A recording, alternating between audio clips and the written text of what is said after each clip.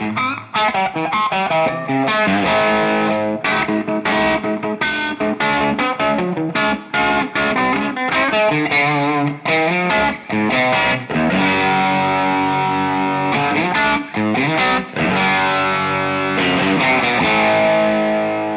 Jack here from Peach Guitars in a rather special location which you definitely won't have seen us in before. Rather than the standard factory fare, we've actually been invited to Peter Arends, head designer at BadCat, his house. And this is where he designs, or has designed, all 4 of the amp circuits in this very room. Welcome, Peter. Well, I should say thank you for welcoming us into your home. Thanks for having me. You may have seen some of the videos we've done with BadCat amps already. And those were purposefully very simple. I just wanted to kind of cover the basic tones as I heard them. But I was excited to know that we would be coming here to do this, to talk with you, the man who designed them, a little bit more in depth about them. I think already they've been really well received, and people have very quickly identified which of the 4 models maybe works best for them. But from a purely selfish perspective, I still don't really know which one works for me. So I think we're just going to kind of spend a bit of time with each amp. Yeah. I want to talk a little bit about yourself as well, kind of how you got to join up with BadCat and help with the entire revision of the brand, which has really been quite exciting, I think, considering it's happened very quickly. So before we get into the amps, how did that happen yourself? How did you end up with BadCat? Yeah. At the time I was a freelancer. I just received my green card last year. That was actually in 21. Which was still COVID time and a little tricky because the office was shut down, so this green card process took much longer than I anticipated. Anyhow, so at the time I was finally here for good and was doing some freelance work, and then John hit me up, John Thompson, and was asking if I would actually be interested to do some design work for BadCat. And I was like, sure, why not? I come down because they're very close to where I live here. So we met up and we've been talking for a while. They wanted to hire me. At the time I was still a little hesitant because I wanted to pursue my freelancership. Sure. But the more we got into it and the more we talked about amps and our philosophy, we kind of understood that there's a lot of common ground and a lot of similar outlooks on guitar sounds and things how they can be approached. So that I, at some point, 3-4 months later, agreed to work with them full time. And well, that was in, I think, November 21. And ever since we've been working on this stuff.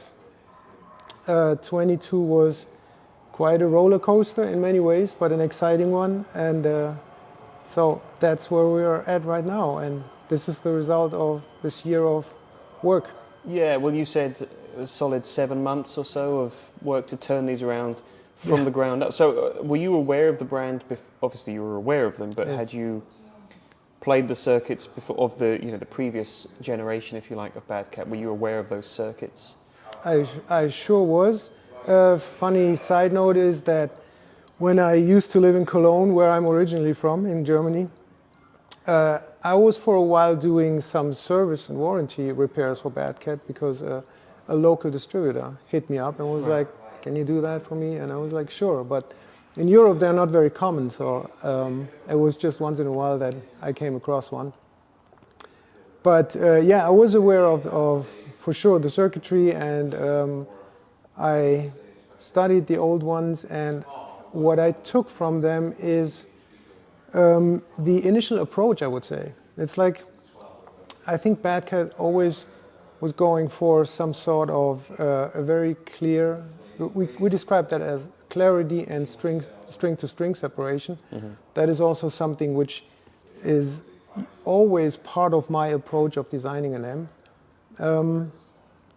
And so this original idea I wanted to keep, and but put into a new format of a more modern amp, where you have the opportunity to, or the option to go through different gain stages.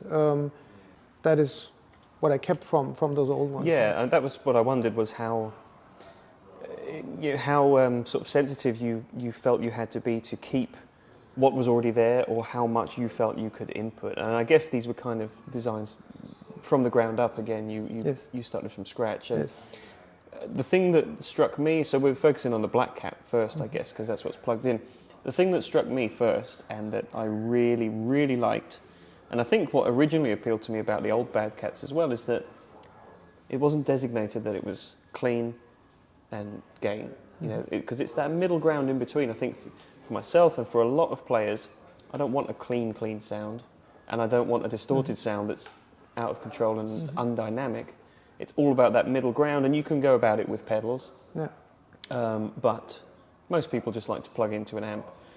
And the fact that this doesn't have that kind of strict separation between, you know, it's a very linear kind of progression between the channels on all of these amps.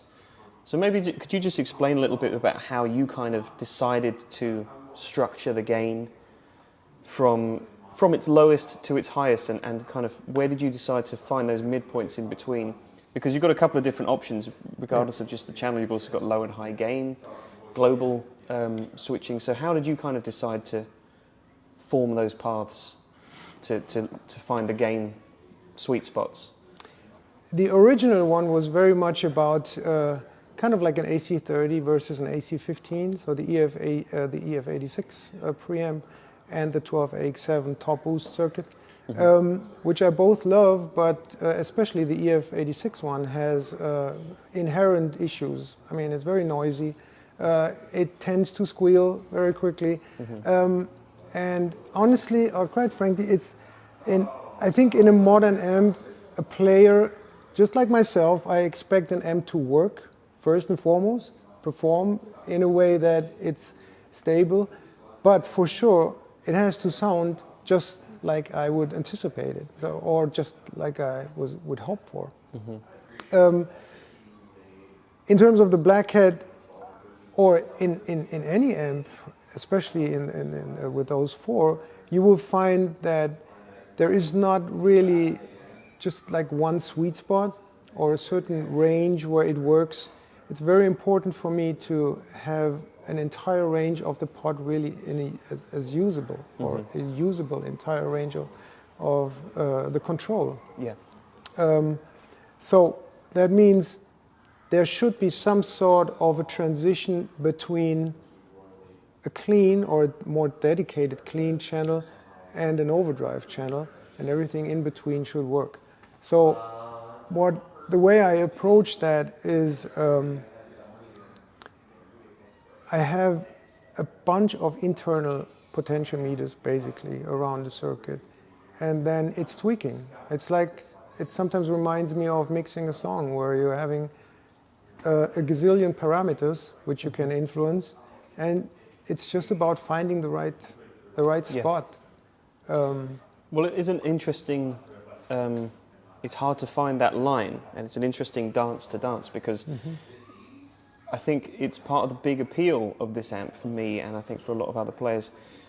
When I heard, you know, before I knew anything about these amps, and I heard that all apart from one were going to be two channel amps, I thought, you know, it's probably not going to be for me, because, like I say, it's about that sweet spot in between. But having played it, and you know, like you said, one channel kind of leads into the next. It's coming from the same place. I know that each channel has a different character to it. So, how would you say, in the case of the BlackCat in particular, and we can play to demonstrate, how does channel 1 lead into channel 2? So where does one leave off and the other begins? With a telly on a dedicated clean channel, I want to get it right to a point where it compresses. I don't want it really to distort, but what is often described as the edge of breakup. Yeah. So it should have enough headroom for that, for doing that thing. For sure, that should be accessible at any volume level, which is also very important to me. I don't want an amp to be cranked to actually sound good. I want it to sound decent at a bedroom level, right? Like I can play here at home. Or living room level. Or living room level, for that matter.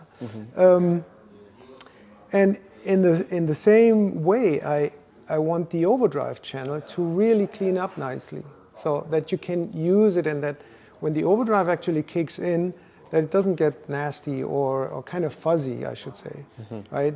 Because that is often where, when the rubber hits the road, so to speak, when you can tell if an amp really has a good basic voice or not, right? It's this sort of transition between clean and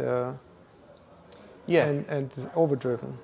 So maybe we can demonstrate that. You can help me dial it in here. So we're on channel 1 first of all. And by the way, Peter's got an extremely enviable guitar collection, and I saw this 59 Junior on the wall. I had to play this guitar, and I think it really, the simplicity of this, with you? It certainly does. And I think the simplicity of just one pickup and a really interactive volume control plays right into the hands of an amp like this. So that's true. I'll play really quick on channel 1, and you'll hear how it's set now, and then you can hopefully help me, Peter, find the point where this channel leads into this one. Yeah.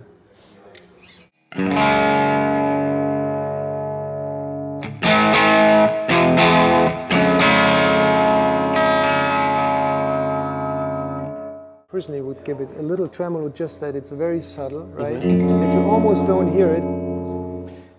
He very discreetly added the fact that there's tremolo built into the amp, and we were talking about this actually just before. It's a bias trem. It's a bias trem. Yeah, so really interactive, really dynamic. Yeah. So we've got a bit of trem happening.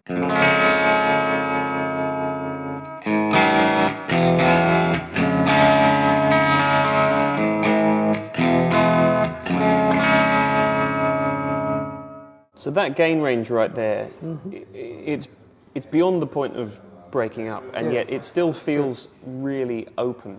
You know, so a lot of amplifier circuits, if you have that much gain, which if I just play again,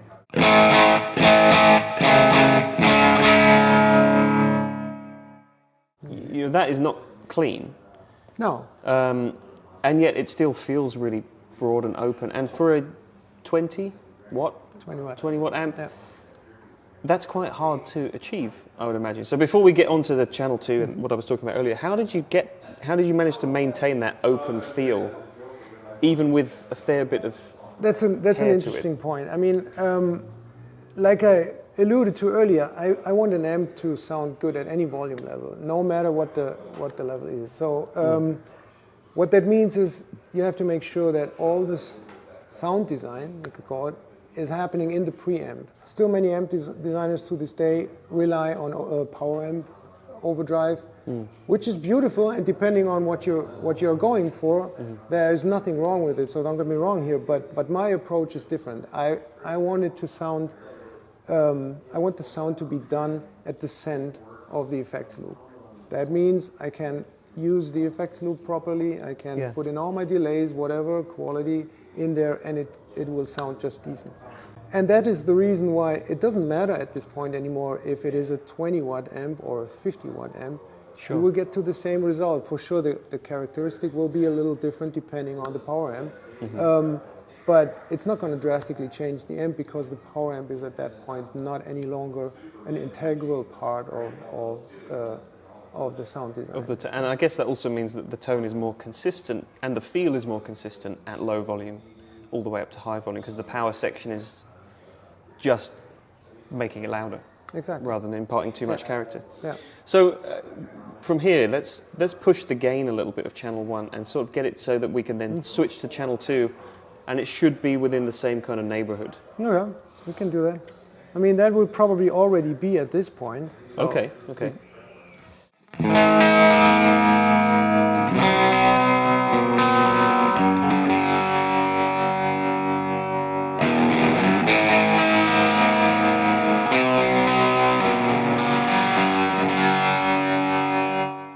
Then I remember it. This has more output. Yeah. Hotter than you thought. Yeah. So straight away, But, more gain came in, but got thicker as well. So there's a voicing difference between the two channels. Yes. Were you kind of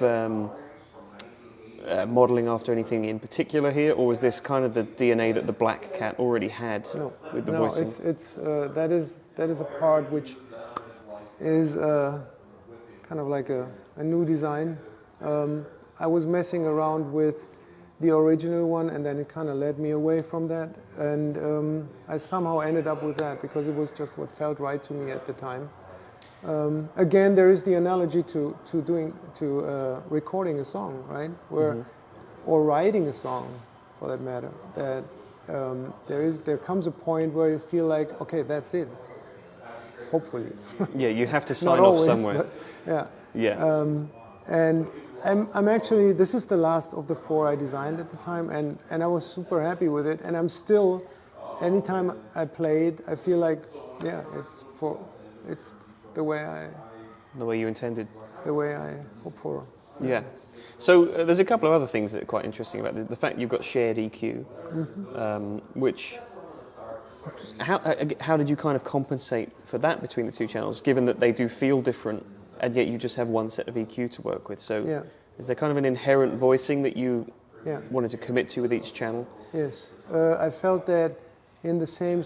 The good thing, I have to go back a little bit. The good thing about this format of the BadCat amps, which I took over from the earlier ones, is that it only gave me a certain room. Sure, right? yeah. So I was limited to 10 pots, and I actually did not want to go any further and put a ton of different switches on it and stuff. I wanted to keep it very simple so that it's easy to dial in and intuitive to operate, which meant in that case that I have to compensate the differences between the 2 channels, which I did in the preamp, but also in the tone stack, which is right after the preamp. What you could hear when I was switching is that especially the higher frequencies get adjusted. You were saying that it feels a little fatter or thicker. Yeah. Yeah, and that is exactly what I was going for too, because I felt that when I just switch between the 2 without compensating that, it's a little too harsh in the top end. So, Sure. yeah. And I mean, even though I'll play a little more on channel 2, even though it is darker and warmer and thicker, you still have the ability to clean up really easily, and that's really important. So I'll try and demonstrate that.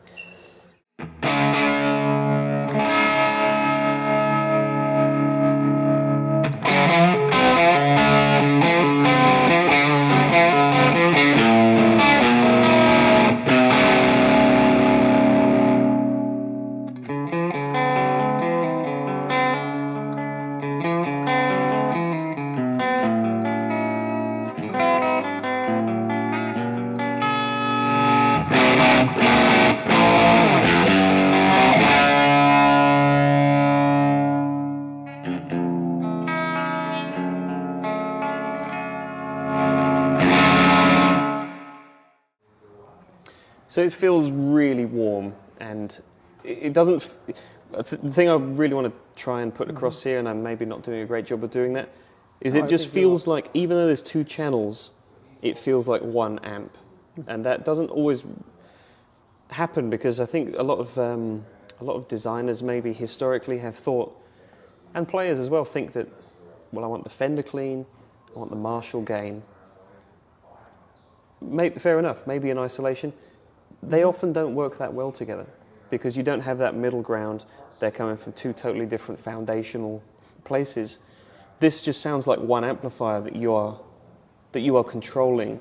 It sounds like a single channel amp, I think is what I'm trying to say, and was that kind of an important thing for you to... I get where you're going, yeah. To maintain? Yeah, you know, as much as I love Marshall and Fenders and Voxes and whatever else is out there are so many great amps out there, and we can learn a lot from them. I personally am not that much interested in just doing another take on something. I have some sort of an organic approach or an intuitive approach when I design an amp. There is a schematic first. I do some sort of a layout first, but everything happens in the design process, in the prototyping process, where I start tweaking around, basically tinkering around with the circuit, and I try to read out what's in the circuit. It really works that way, and when I design an amp, I don't want to go between those extremes, because I also know that in a band context, it doesn't make that much sense. If I'm the front of house guy, I'm like, oh, what's that now? Now I have to adjust the EQ or the guitar. So Yeah. I often think it sounds like the magic combination, a Fender with a Marshall, and but it does not necessarily work that well in a musical context. No, I think, and you nailed it there, we're talking about a band, just playing in a band or playing in a mix, playing to other instruments. I think these sit really well in that kind of range, because even though you have the option to play at low or high volume, they have this presence which is really pleasing. Not necessarily to everybody's taste, but certainly for me, it was one of the most exciting things about playing these amps for the first time. So I think, would it be fair to describe the BlackCat as kind of the flagship model that best represents the brand? Or had we better talk about some other amps as well? That's a difficult question. I don't know. Yeah, maybe. I mean, it's my favorite one, but for sure I'm biased. It's also the last one I designed. I think I mentioned that. But on the other hand, I'm very much a fan of high gain amps. I love them. And the Lynx is another one which is really, you could almost say that's another of my favorites. So it's difficult to choose. I think the BlackCat probably represents the history of BadCat the most. I think that's fair to say. Mm-hmm. But we're not necessarily about history. We want to focus on here and now. Yes. So I think that's kind of a good way to wrap the BlackCat up. I know there's certain features we haven't talked about, but we kind of covered that in our initial playthrough videos, some of the tremolo and the reverb and stuff like that. I think I just wanted to talk to you about your kind of design ideals with it, which we have done so. So I think it's time to move on to the Lynx. Let's get the Lynx going. All right, so moving on to probably the most radically different amp of the bunch here, but the one that you said was maybe your kind of bit of a passion project here with, moving into higher gain territory. Yeah. The thing that I was most surprised about with the Lynx, though, when I've played it before, is that that's not all it can do. A lot of amps of this nature, again, it's that same thing we talked about before. You're either extremely clean or extremely distorted, and it's that middle ground that gets lost. For me, some of the best tones I got out of this were with an SG and kind of going for like an Angus, kind of level of gain. Yeah. Would you say that I think maybe the more important thing here again is the feel rather than necessarily the tones that it can produce? It's that same thing about the feel, isn't it? So what was kind of the difference in feel that you wanted to get out of the Lynx? We've been touching on that. I always think that the feel is like the DNA, for the lack of a better term, and I think the DNA is inherent in all these four. It's the right point between dynamic, or the right point between headroom and compression, I should say. And I think that is very similar to the one in the with the BlackCat. Saying that, for sure, the frequency response is very different, because I'm going for a much different approach, a different player or different genre. And the rest is, quote unquote, kind of like only amounts of gain, right? So the amount of overdrive. As soon as you hit that spot where you feel it sits right, it's actually really just adding gain and keeping the noise floor low. Well, speaking of that, you've got a really clever inbuilt gate, yes. Which is that the first time you've ever had to tackle something like that in an amp circuit, or have you played around with that kind of thing before? Yeah, I always wanted to design a noise gate for the more modern kind of distortion, and what I wanted to achieve is that it interacts with the guitar signal, but also acts in different frequency spots. That it's kind of like a natural decay of when a chord decays, that it's not automatically shutting it entirely down, but cutting off the higher frequencies first, so that you feel it's a natural decay, like Sure. you would expect from a chord. Well, let's explore that a little bit. So I want to put across again that this amp is capable of more than just full-on gain or really clean. So if we start with channel 1, and by the way, this is a good barometer right here as well. This is not a guitar that maybe you intended to be used through this kind of amp, but I think it's going to sound pretty good. So we'll start with channel 1 and again branch into channel 2. There's also the global low and high gain on here. Is there a voicing difference between the two, or is it literally just more or less? There is a slight voicing difference. I always when I'm having some sort of when I have a mode switch or a boost for that matter, I adapt the tone a little, or I adjust the tone a little bit. But it's slight. It's only to address the higher gain and slight fizziness, which is coming in often. Okay, well let's explore it.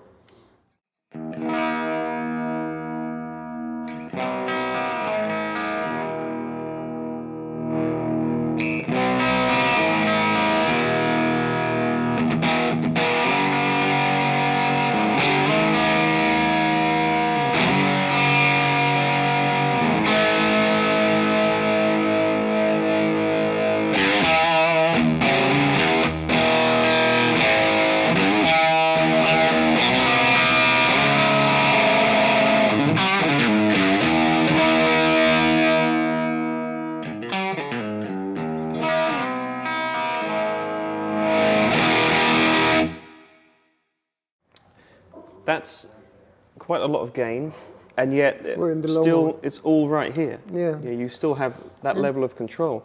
And we're in the low mode, aren't we? Yeah.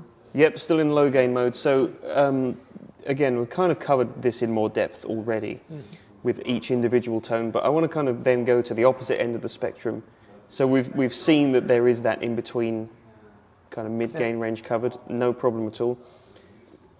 Now let's hear what the gate does, and also the voicing of the second channel. From what I remember, you kind of voiced the second channel to be a little bit more modern, more tight, more articulate kind of thing. Yeah.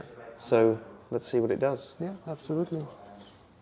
I would start with the gate all the way off, because it's also showing that even with the gate all the way off, it's not terribly noisy, right? Yeah.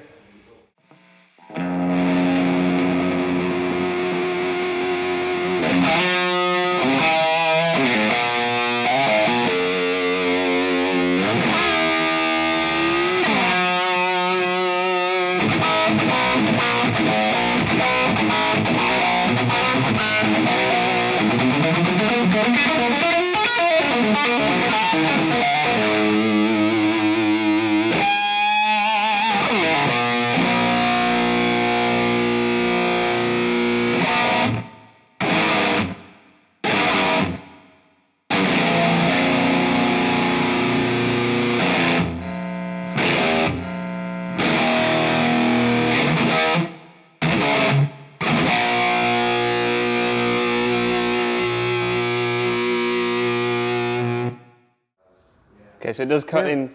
If you give it a little bit of room, it will cut in quite drastically. But you're definitely right about having that multi-band approach, where the stuff you want to go first goes first, and it doesn't take your whole guitar signal away with you.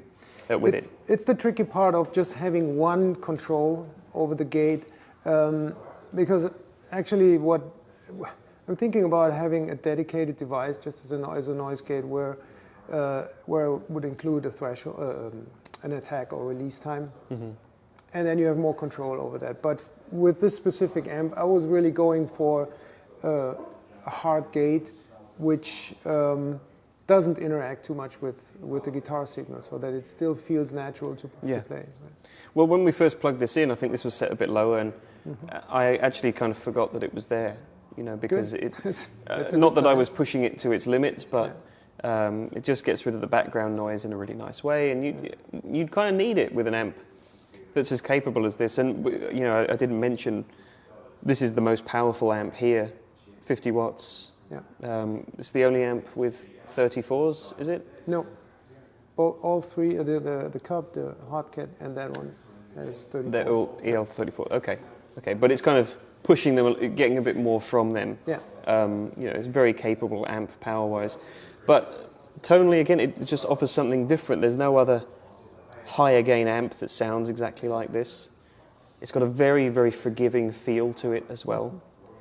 But tonally, it's got all this aggression and this cut and this presence. So really nice marriage. What I love about that one is that even with all the gain, I mean, you can dial in the gain full to the highest amount of gain, and you will still hear the character of the guitar through. So, and that is really important for me. I want to hear if it's a Tele going through it, or Strat, or indeed P90 this guitar. Well, let's just before we sign off on this amp, let's do that. Let's push the gain to absolute maximum. I'll try not to play distastefully, and we'll just see what it does.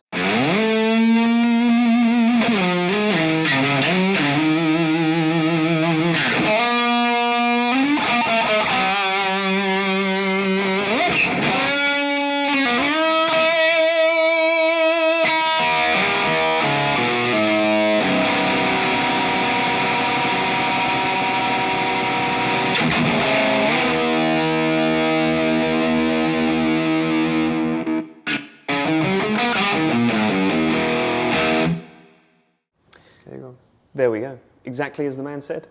All right, amp number 3. All right, so third amp we're going to talk about is actually, I think, on balance, at least from what I've come to understand so far, I think this is my favorite, the Cub. And I think the reason for that is it's everything that we've talked about with the other amps. It's that same character, only a little bit more, or rather a little bit less restricted in certain ways. And I said this to you earlier, that I think it's something psychological maybe, where I know that there's only so much this amp is going to give me, the rest I have to do. And there's something satisfying about that. I mean, you said it doesn't have the option paralysis kind of thing. Not that these other amps do, but there's just something a little bit more kind of an instrument type quality about this. How important was that for you when you kind of had this design to work with, to keep that feel of that kind of interactive nature? Actually, very important. And I don't know if you're familiar with the prior version of the Cub that had a boost switch and a switch between the 12AX7 and the EF86, right? And with the clean overdrive mode, I was actually going for sort of like an EF86 compensation, right? Because many people perceive the EF86 as a little bit more aggressive tube, or that it has slightly more output, which it does, with the flip side that it squeals pretty quickly. So I didn't want to deal with that. So I was going for, okay, we have to make up for that. And that became the overdrive setting, which I think went even beyond what I expected or what I was anticipating. And it delivers quite some more overdrive, and also, to my feel, a slightly better feel and response than what I've had before with the EF86. I don't want to do any. I don't want to dismiss the EF86 in any way, but I think it worked actually out pretty well. And because this amp comes without any of the option paralysis, it's just a straightforward workhorse, we call that, for a player who plays just like you, with a lot of dynamics, plays with the volume knob on the guitar, just like John does. I mean, it's actually also John Thompson's favorite amp. He loves that, and he's also a very dynamic player who uses his volume control quite a bit. Sure. So that was what we were going for with the Cub. Excellent. And I mean, as far as I can think, that's the only amp that has an overdrive switch where the overdrive is just modeled on a different tube. I mean, that really kind of speaks to old school kind of hot-rodded amps where, you know, the answer around getting more gain was to add an extra bit of glass in there. And I know that's not what you're doing, but that's kind of what the character suggests. So we've got the volume quite cranked here, so it's overdriving a fair bit. And then we'll just toggle between the clean and the drive, and you'll hear that it's not a drastic shift. It doesn't go from one completely different kind of tone to another. It's that linear progression once again. So let's just see what it does. Go ahead.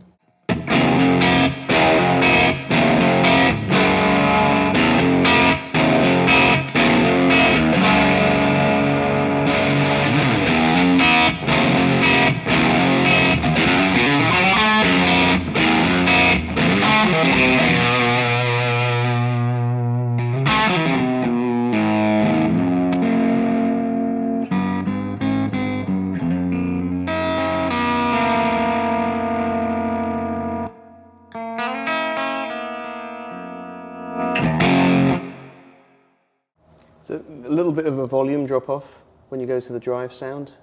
Not too much. Not too much, but it's. I mean, it depends a little bit on where the volume sits.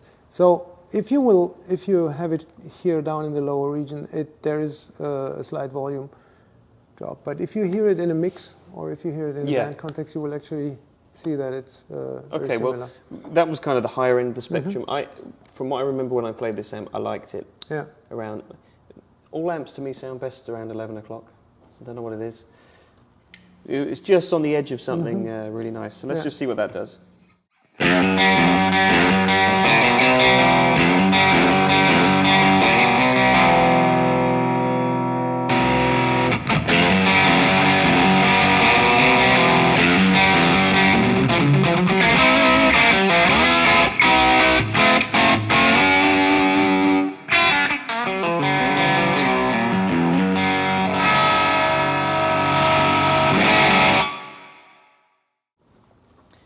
So yeah, it is kind of like a, it's the same amp, it's the same sound, it's the same foundation, but way bigger.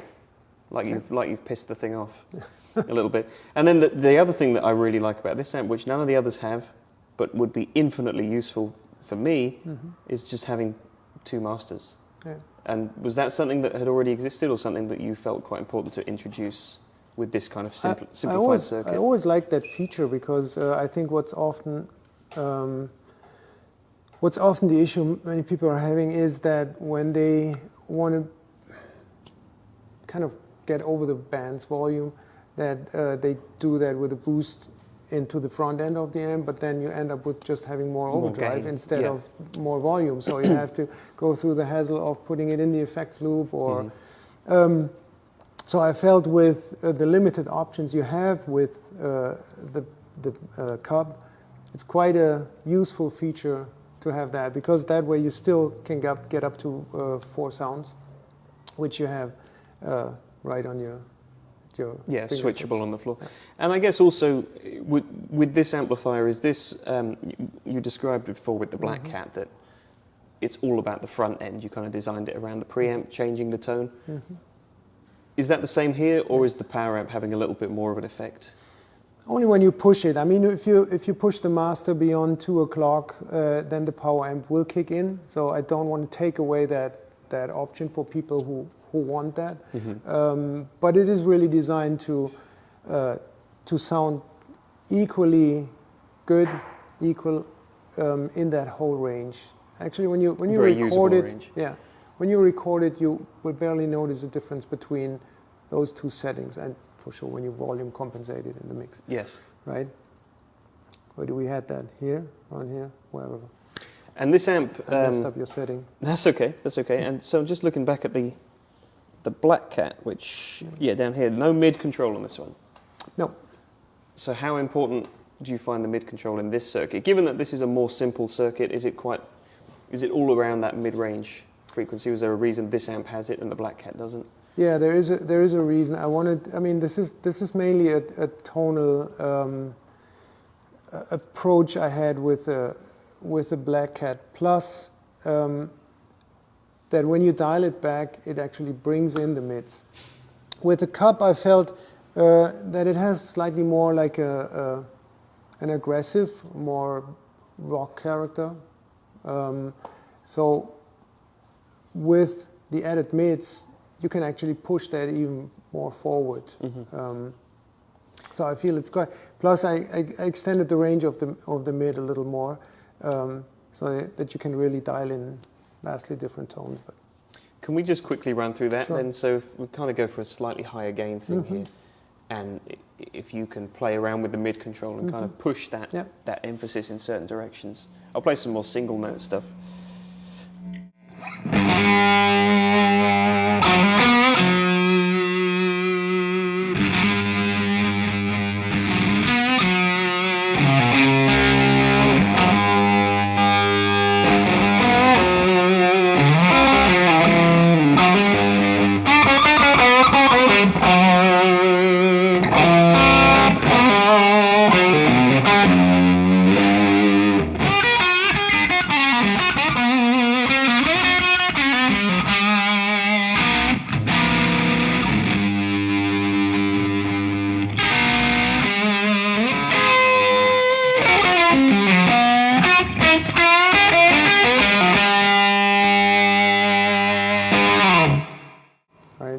It's a really powerful EQ, and I wanted to play around with the mid just because that's where the heart of an amp lives, and I guess you voiced it in such a way and felt it necessary to include it in this amp that you feel it's a really important fundamental part of the circuit. The EQ is actually more like a mastering EQ. I always describe it. It's not changing the characteristic of the amp that much. It's more like you're shaping it in the post, like right. Yeah. Right? When you I feel it makes more sense for such an amp. Generally, about amps, I feel that way because I don't want to mess around too much with the characteristic of the amp sound itself, but have a neutral change of the frequencies. Yeah, just a functional EQ rather than a kind of a fundamental one in that way. All right, so last amp we're going to talk about is kind of the one that I feel maybe has been overshadowed a little bit unfairly. The HotCat, which this was the hardest one for me to understand. So maybe could you kind of explain a little bit about where this sits in relation to the others? Because it kind of feels like it's somewhere between the BlackCat and the Lynx. What are your thoughts about kind of how this design I actually came about? think that you're right, and I would say it covers a wider spectrum in terms of the amount of gain. It has quite some more gain than the BlackCat, and it's a little more, I don't want to use the term modern. I mean, if we would talk in decades, you could say 80s, 90s in terms of the distortion amount and characteristic. But at the same time, in comparison, especially to the Lynx, it has a more traditional feel sound as well, and it has a dedicated clean channel. The other important thing about, or a very characteristic thing about the HotCat is mode 2 in the first channel, which we always say has this Jimmy Page snap, right, where you have slightly higher frequencies, which are a little harsh, but John and I actually love. So we were like, no, we keep that in. Although some people might feel a little weird about that or might not like it. Right. But I'm absolutely, I'm a fan of that mode. I thank you for keeping it in there because it is the thing that gives, especially slightly lower gain tones, their character. I think it's that breadth and that openness. So maybe what we could do to emphasize it is start with a lower. Would you say it's more power section high end or the preamp itself? Preamp. Okay, so if we start with the treble lower and bring it in. You want to hear the? So it brings that note? character. Yeah. Sorry.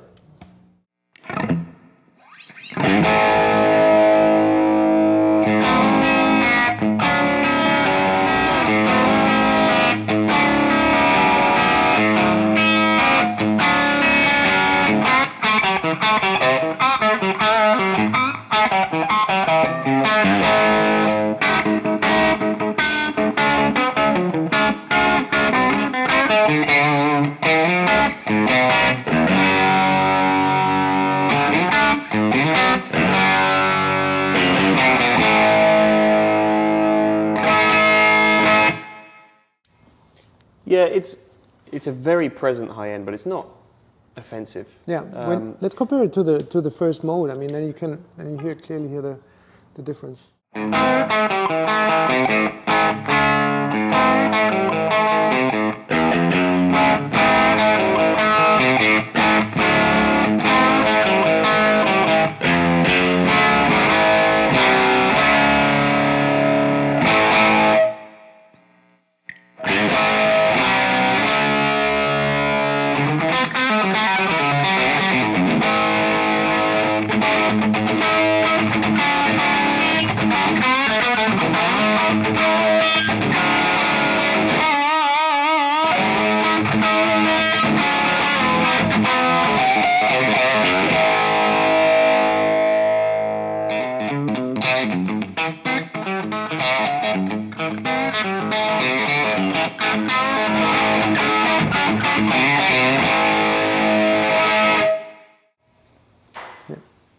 There we go.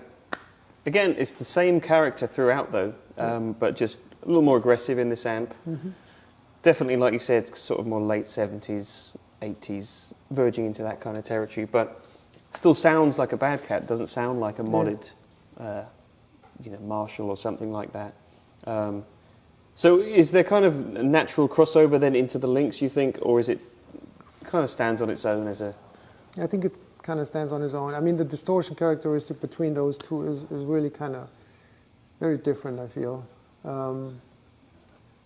It's hard to describe that. I mean, like, it's hard to describe tone in words, like, very often. I know. It's the eternal struggle. I think if you compare those two, you actually will notice it's very different. I mean, I think the Lynx definitely has a more modern, aggressive appeal, whereas this one is maybe more pleasing, for the lack of a better term. A little easier under the fingers, it feels. And not quite as aggressive as the Lynx. Okay, good answer. I hope so. Right, so there we are, folks. I hope that you've enjoyed this way more in-depth run-through with Peter, and I thank you, Peter, for your level of detail, because it's one thing to just hear these amps, but it's another to kind of hear the thoughts that you had that went into the design. So hopefully, for you guys watching, this made it a little more clear. And if you were interested in the brand, hopefully now this has made the picture even... Well, hopefully we've broadened the picture, but also made it easier for you to understand which amp may work best for you. So if you want to find out more information about any of these, you can, of course, go to our website. The links will be down in the description below. You can also hear way more sound clips of these amps on our YouTube channel. But until next time, I just want to say a big thank you to you, Peter. Thank you, Jack. You're very, very welcome. Oh, thank you. And thank you guys for watching. Take care. If you've got any questions or comments, let us know down below. But until next time, take care. We'll see you soon.